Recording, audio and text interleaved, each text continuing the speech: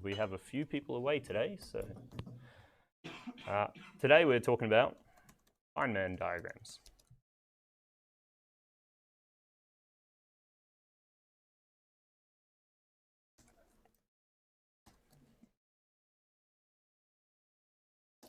Today's date is the 22nd, the 8th.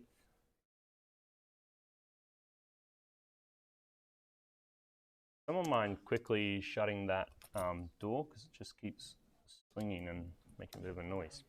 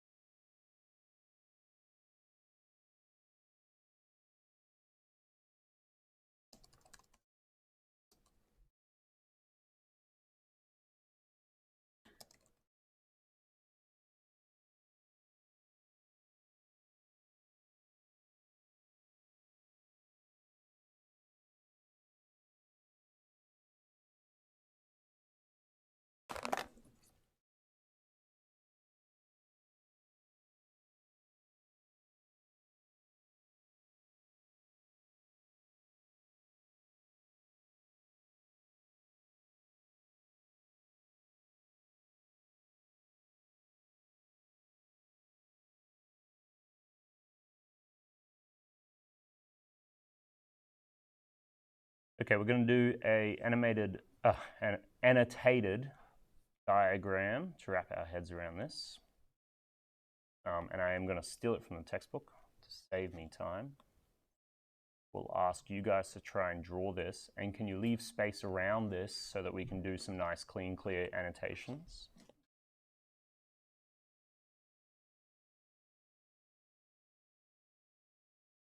Now initially, this diagram probably looks pretty weird and wacky, but it's actually really quite simple. And we'll break down what's important and what's not important, because there's some things in here your intuition will tell you to look for that are not important. I'll explain what we mean by that in a moment. First annotation is space on y-axis. There's a little asterisk to that because, unfortunately, that is not yet... Yeah, what's going on there? Is it just the window open? Must have windows open. If you want to even just roll it up, Kobe, because it's just that one that's making noise. There's the no, that's the louvers. Or shut the louvers, either or.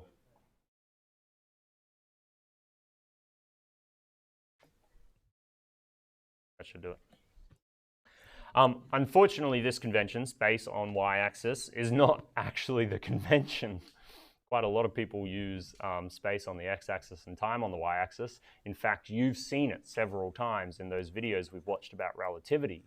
Space is commonly the x-axis and time is the y-axis. The reality it doesn't matter. It is just a convention that people agree upon. However, for whatever reason, the Queensland Curriculum Assessment Authority has agreed that your external exam will follow this convention. Okay, so this is the convention for on external. I'll just write on EA, on external assessment. And your textbook adheres to it because of that, but not everywhere. So obviously, I will work in time space with time on the x-axis for particle interactions. You might see it on the internet if you're doing your own research or if you're looking up your own things at any point, which you shouldn't really be doing necessarily. But yeah, just if you're looking at your own material or you watch a YouTube video about this or something, you might see some people do time on the y-axis.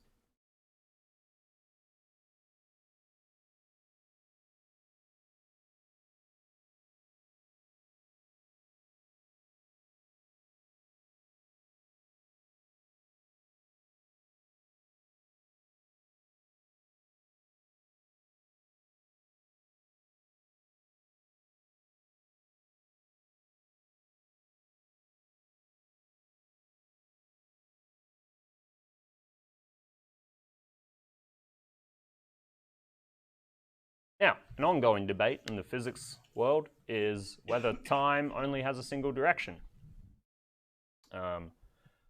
Weirdly enough, antiparticles are modeled as traveling backwards in time. Now, what that means is sort of up for philosophical debate more than physics debate. It's in some sense a bit of a mathematical convenience for certain calculations. So I'll leave it up to you to decide what you think that means.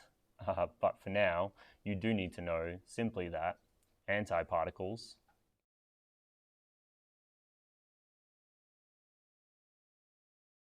go time backwards. And this is a point of marks. So if you were to draw a diagram and have that arrow for that antiparticle going to the right, you would lose marks, as an example. Sorry? You essentially will have to know how to draw this diagram and 3 other key diagrams, which we'll go through today. And I don't like saying it, but it is probably worth your time to literally memorize them.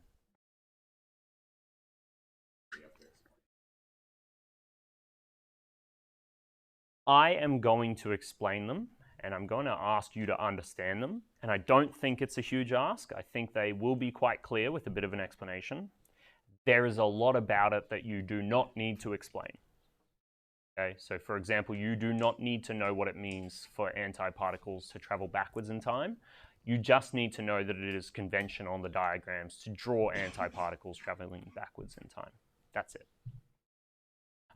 Now, I don't know whether it's worth annotating this, but it probably is worth mentioning it.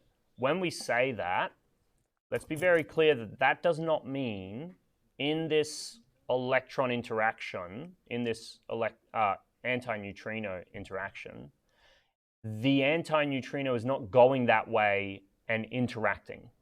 It is outgoing from the result of some sort of decay. Okay? So just because time is running backwards for it does not mean it's traveling backwards in a weird sort of sense.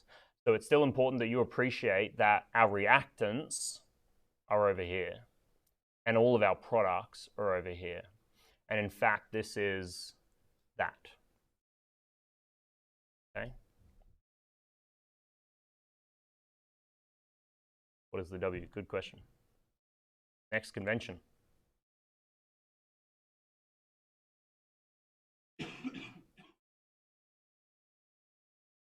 The W is a gauge boson. You guys know as the W boson.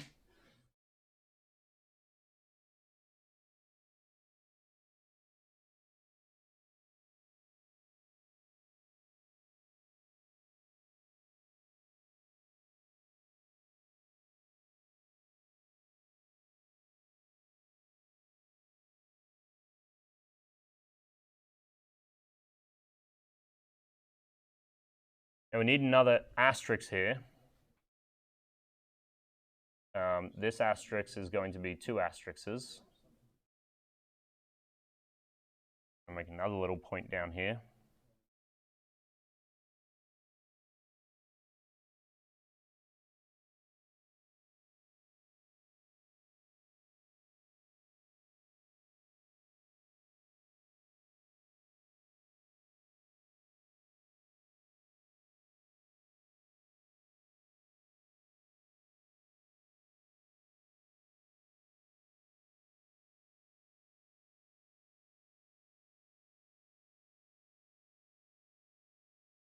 So just in case, on the off chance you're drawing your W boson like this, that is a gluon.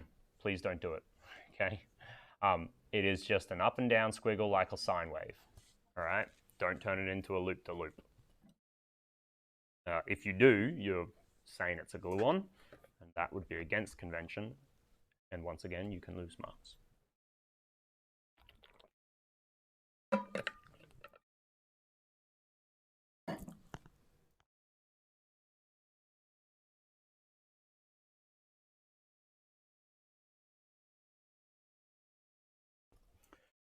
All right, now, there's one more thing, and again, I don't know if it's worth annotating this, but you can see these sort of critical points. These are called, and we may as well chuck a quick note on, these are called vertices.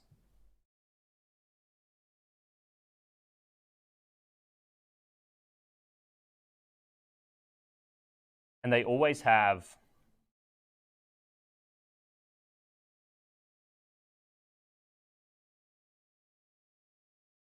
three lines coming out of them, whatever those lines might be, okay? Always have three, I'll just say lines.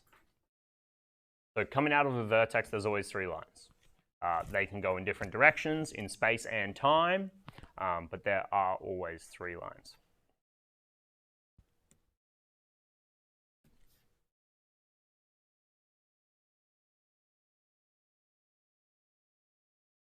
How are we going with that in our books? Is that manageable? Big, ugly, annotated graph? There is one more discussion to be had, and it's about what the direction means in terms of space. That neutron, if we focus on that, obviously moving through space and time, I think we would all agree. The fact that it's going down through space is not indicative of anything at all. It just means it's moving through space. The fact that the proton is moving up in space does not mean anything. It doesn't, you're not getting a direction here, you're just getting a change in motion in space. Okay? All of these things are traveling through time this way, and they're all traveling through space, except you can see here. So sometimes the lines are drawn flat, and I think there's an argument, I think there's a situation where you can draw things like this, and they're vertical through time, and that means that they're not traveling through time, and that's for virtual particles. But I don't think, I'll double check, but I'm pretty sure that's not something you guys need to know. But the fact that this is flat does not mean it's not moving through space or it's stationary or anything like that. It's just the convention of how this diagram is drawn. It's got 3 points coming out. Just to make it simple, they go in those directions, okay? So all of these things are traveling in space and time. The only thing that's significant about the direction in space is when it changes direction. That is worth noting, okay? If this neutron were to have this reaction, but then the proton would keep going, then that would sort of tell you that the direction of that proton didn't change. But we can see here that this decay results in some change in direction. That's the only important thing, okay? So I don't know an easy way of saying that in a nice, concise note, but something along the lines of a change in direction in space does indicate a change in direction in space, but not, it doesn't tell you which direction. There's no up or down here, left or right. This is all of three-dimensional space condensed into one axis. So think about it like displacement. How far away are you? You're 3 meters, whatever. Cool. You're 6 meters. Doesn't matter where in space you are. You are some distance away. Right? Cool. How's that? So let's describe this situation in particular. We've got a neutron coming in, just like we discussed up here. The neutron decays, and you can see we sort of use this squiggly line quite often to indicate elementary particle reaction. It decays through the transfer of information in a W negative boson.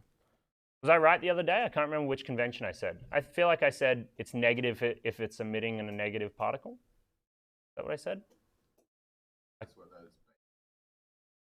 Yeah, so this is beta. This will be beta negative decay because it emits a negative particle. It spits out a negative particle and it turns into a proton. I think that's the convention. I should have checked before this lesson. Anyway, point of the matter is it's through a W negative boson, okay? Brandon, Cody, you guys with us? The neutron becomes W negative boson and it becomes a proton at that instant, becomes a proton. The W negative boson results in the creation of a particle and an antiparticle. Remember how I said you can agitate empty space? You can give energy to empty space?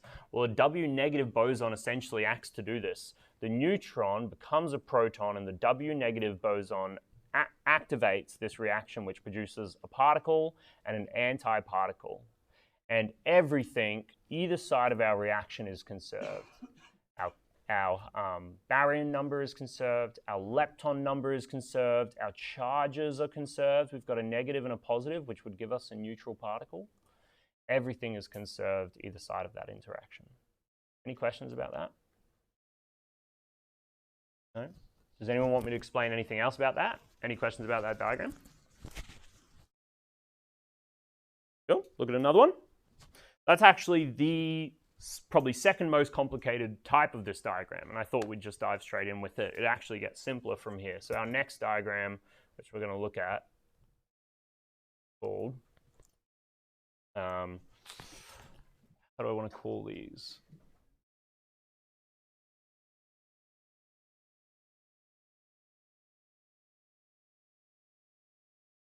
I guess they're just sort of common.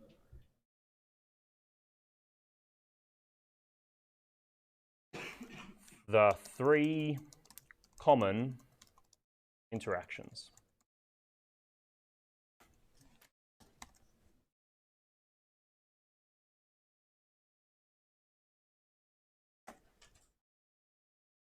One, electron interaction.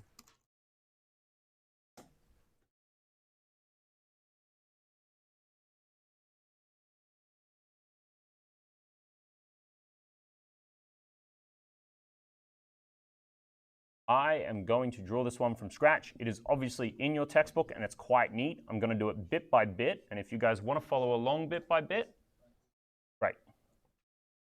Electron-electron interaction, we need first our axes. Remember our convention, we've got space and time, space on the y-axis in your textbook and external assessment.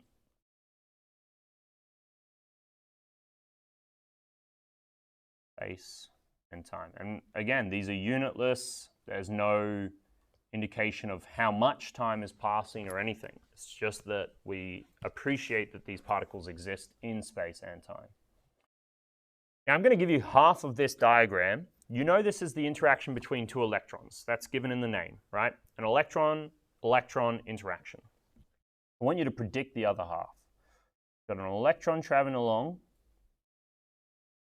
and at a point, something happens and its direction in space changes. Okay? This point is mediated by a third line, every vertex having a third line.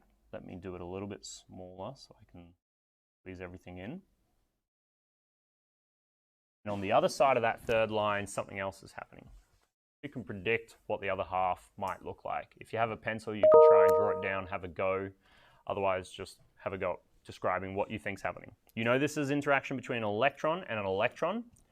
I'll tell you that this and this is, of course, an electron. So there's this electron traveling through space and time.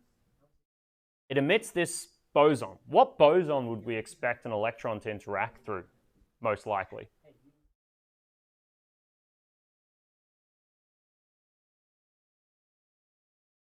What's a boson that electrically charged particles commonly interact with?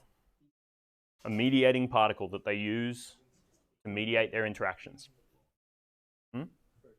Photon. Yeah, remember, photons interacting. Photons are our mediating particle for electrically charged interactions. So that there's going to be a photon. Oh, I hate drawing. I hate drawing gamma.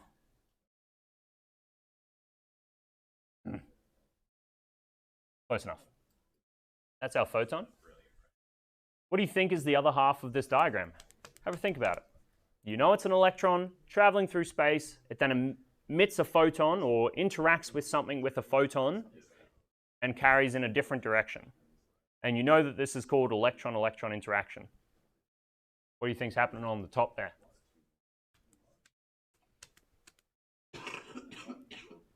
Come on, I'm not giving you the answer. Someone's going to have to tell me. I don't care if it's a guess. Not moving on until you just have a go.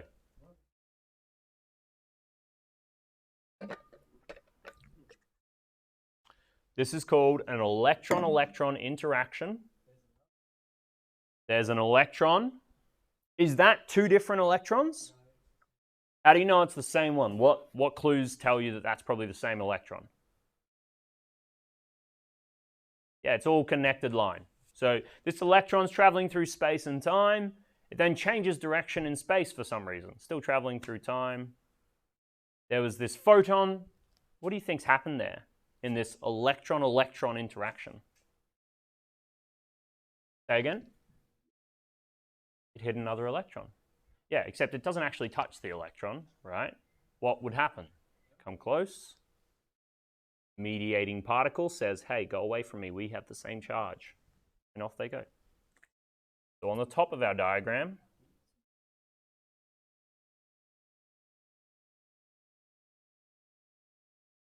a different electron. They come close to each other. Photon is emitted to communicate. We have like charges. Let's repel. They repel. Yeah? Again, the fact that they're moving away from each other, towards each other, and then away from each other is not actually significant.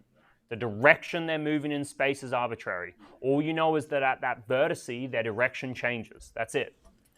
You don't know which way they were going and which way they went afterwards. This doesn't say they were traveling towards each other and then traveled away from each other, even though that is probably what it's describing. But we'll see in a second that it doesn't have to mean that. Okay, so the direction they're going is not important. Just the change is important. What have I forgotten about this diagram? Arrows. Which way do particles travel in time? Forward. Forward in time. Weird sort of way of describing things, but yes. Forward in time.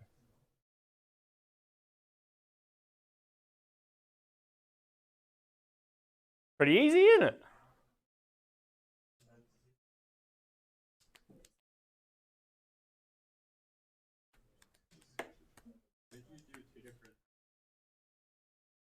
You mean, why do my arrows look so different?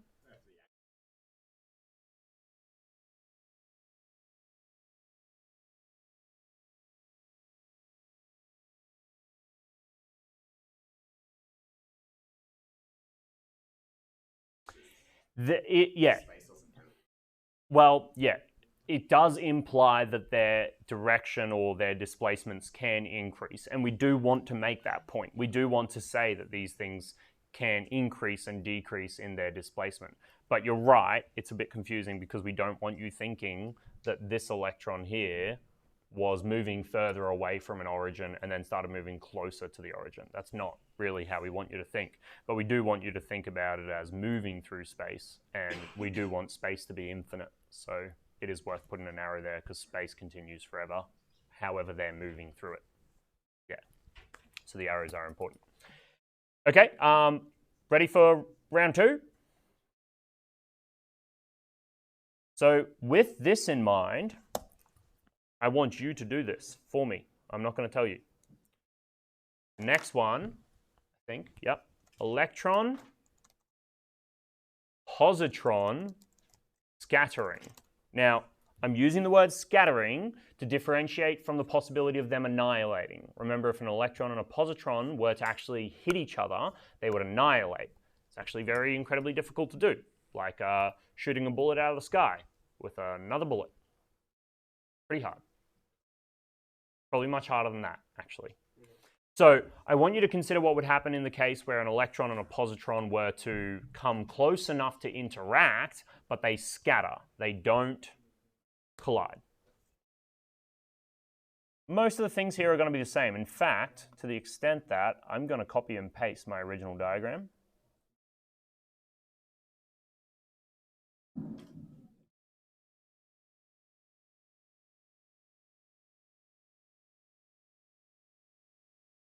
I'm going to rub out.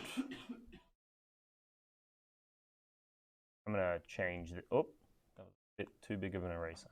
I'm going to get rid of that. Get rid of that. This. I'm going to get rid of that for now. I know there's an electron, and I know there's a positron, and I know they scatter. Finish your diagram.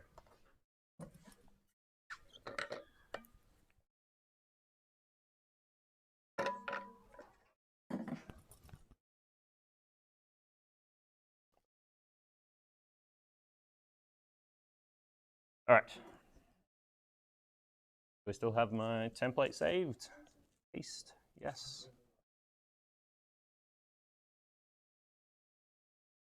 Oh, you're assuming I'm going to write it for you, Kobe. Oh. Yeah, tricky one. All right, things are going to be quite different here, so I'm going to have to get rid of pretty much all of this. We can keep a little electron coming along.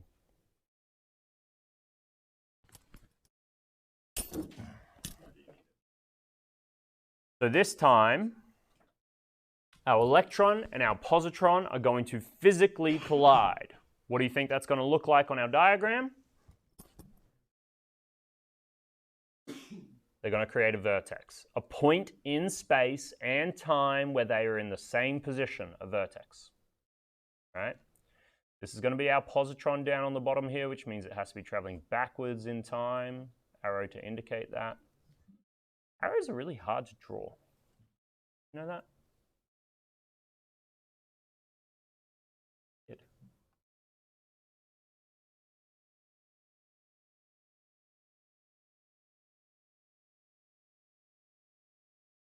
Yeah, that looks like it's pointing up, doesn't it? Hate it. Yeah, maybe you're right, Alex. That's a bit clearer, isn't it? Yeah, all right, I'll leave it like that. Cool, so again, that positron looks like it's traveling backwards in space. It's not. It's traveling backwards in time, but it's still moving towards that vertex. They meet at that vertex. What happens? They turn into what sort of energy? A photon. Yeah. So their mass disappears. Their opposite flavor means that they annihilate each other and their mass disappears. But they leave behind the energy that they held, because they did hold energy. E equals mc squared. They become a photon. Good enough.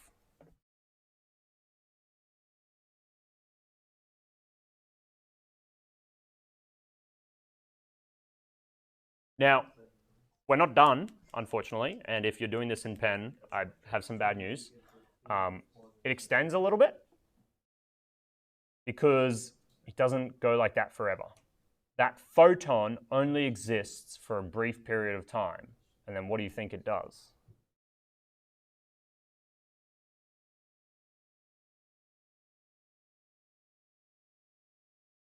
What do you think is going to come out of that photon?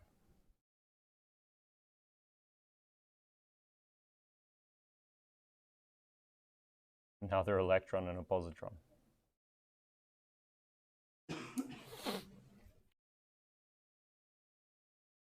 And it can bounce back and forth doing that for forever, because electrons and positrons are attracted to each other, so they can collide with each other again. Now, obviously, it's actually pretty rare that that happens. That really only happens in like a vacuum chamber, a cloud chamber, where we're studying very isolated incidences. Generally what will happen is it'll bump into some other thing, some other electron or some other proton or something, okay? Yeah. Or the photon will be absorbed by a nearby atom all of a sudden, and then it won't be needed to create protons and electrons. And so there's this continual process of conversion of mass and energy.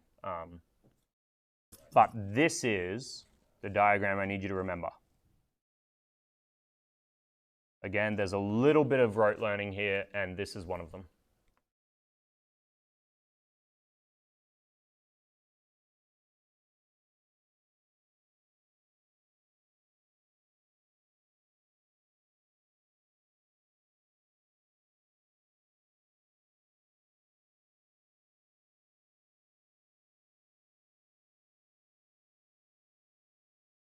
Now, you really need to know to be able to tell the difference between electron-positron interaction and electron-positron annihilation, okay?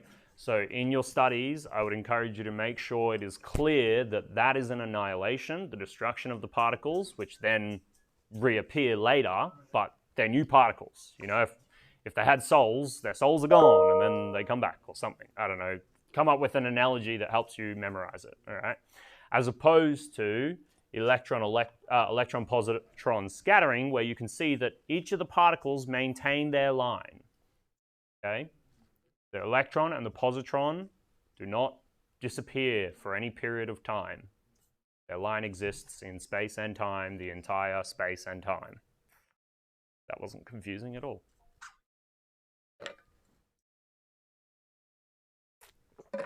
All right, there is one more which we will do, and it's a revisit back to this original one, okay?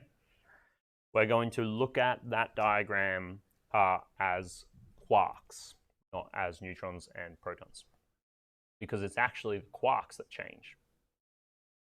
So I'll go to a whole new page.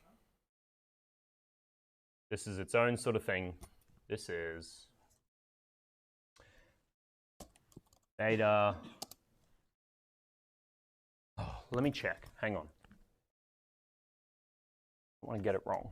Beta minus decay. Which one is beta minus?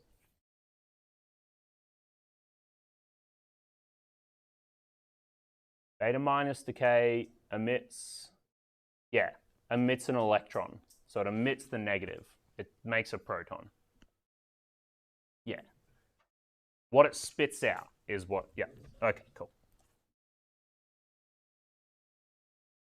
Beta minus decay. So you have your note up top of this done with neutrons. We're going to look at it now with quarks.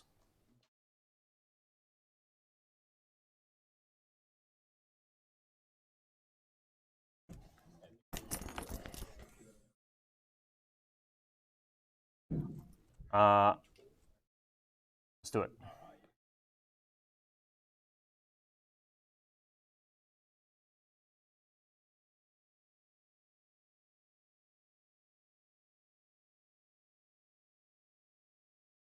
So we're going to have a neutron coming in, but this neutron is actually going to be comprised of a bunch of other particles, all right?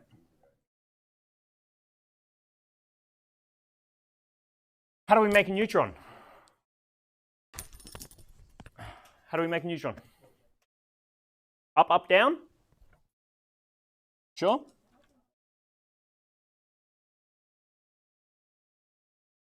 Up is our 2/3 positive charge, so if we had two ups, we would have 4/3 positive charge. A down is a negative 1/3 charge, so if we had one down, it would end up being a charge of 1. We want a charge of 0 for a neutron. So this is going to be up, down, down.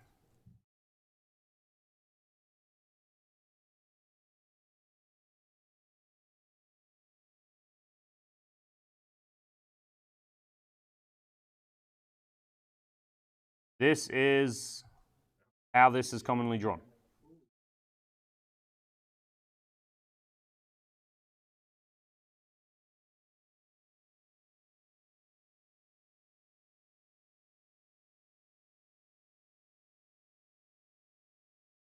Up, down, down. Oh, wait, we need a down on the bottom. The up has to go up the top.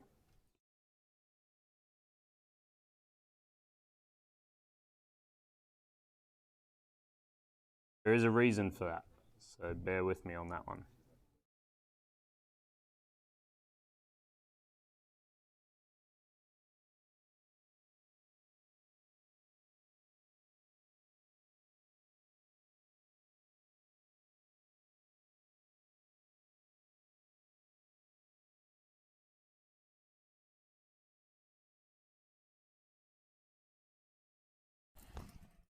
Okay, so up, down, down, all coming in. Fire? That's fire. Okay, we have a fire drill. You guys know the drill.